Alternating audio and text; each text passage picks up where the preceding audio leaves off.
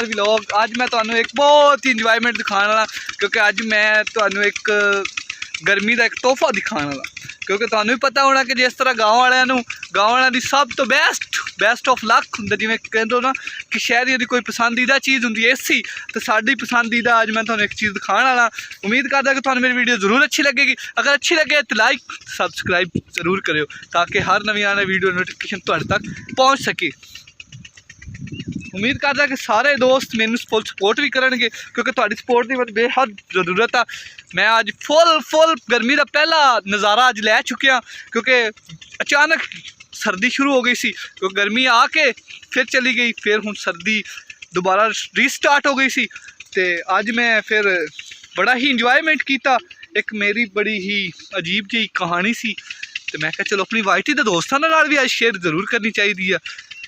तो मैं हुण तुहाडे नाल अगला सीन शेयर करन वाला, तुसीं देख के फुल इंजॉय करना है। तुहानू भी जरूर मज़ा आएगा कि पिंडां दे विच पिंडां वाले की करदे आ। पिंडां वालियां दा अपना ही एक नज़ारा हुंदा है, जिस तरह तुहानू मैं दिखा रहा। ये पिंड का नज़ारा वा, शहरां विच ते माहौल नहीं हो सकता ना, इस पिंडां दे विच ही हो सकता है माहौल। ये पिंड का कैसा लगा तुहानू मेरे पिंड का नज़ारा? तो अगली मैं तुहानू वीडियो जी बाकी का सीन आ वो भी दिखाना वा कि मैं तुहानू अगे की करके दिखाने वाला।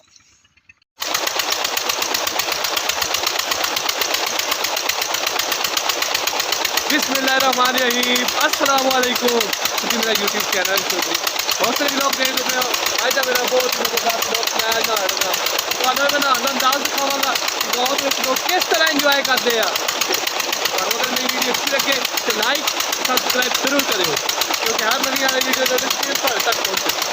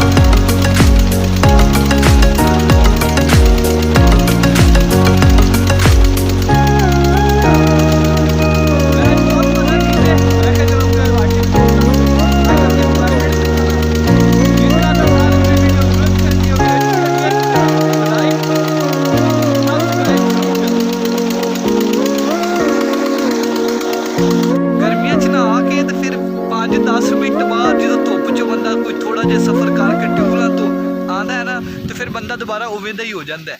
तो इस करके मैं हुण थोड़ा जिहा साया सी बड़ा प्यारा, तो मैं साए दे थल्ले गया रोक, मैं कहा रोक के चलो थोड़ी देर साह कढ़ लिता जाए। साह कढ़ के तो मैं कहा फिर मैं जावांगा अगे, क्योंकि मैनू लगती पई सी गर्मी अज बहुत, क्योंकि मैं अज छुट्टी की, थोड़ा बहुत घर काम सी। कल रमज़ान शरीफ का पहला रोज़ा, उम्मीद करते हैं कि कल इंशाल्लाह शायद पहला रोज़ा रमज़ान शरीफ का हो जाए। तो फिर मैं कहा चल अज थोड़ी जी इंजॉयमेंट भी हो जाएगी, गाँव भी थोड़ा अपने दोस्तों को दिखा देवां।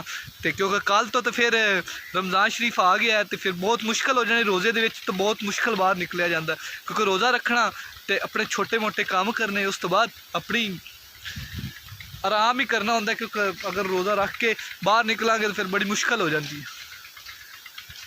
तो हुण मैं काफ़ी दूर गया सी, पिछो तुहानूं जिहड़ी नज़र आ रही है जगह, उत्थों मैं नहा के काफ़ी सफ़र करने तो बाद हुण मैं अपने तकरीबन घर के नज़दीक ही पहुँच गया। पिछे मेरा घर, मेरा गाँव आ गया वा।